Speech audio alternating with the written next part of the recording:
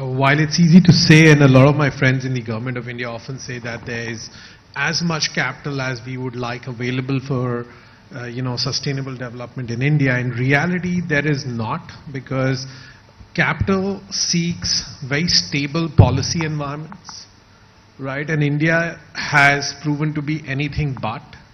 So therefore, I see the capital intensity of a sustainable growth path, just for the sustainability element of it, whether it is renewable energy, whether it is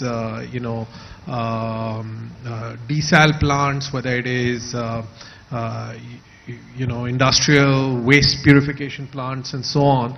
The capital requirement is immense, and because of flip-flop in policy now, that capital is shying away, and our lending for long-term assets as a sector, what you could call long-term project financing, is really stuttering, because we pushed it down from banks to NBFCs, and NBFCs have their own challenges today, and so on. So that whole capital availability to make this transition happen is one big part of it. And the second is if you will, a regulatory or government mandate to push this, right? Yes, we should all do more, but often what does help, if we want to see a path of change or transition in a society, for instance, should the government not be saying that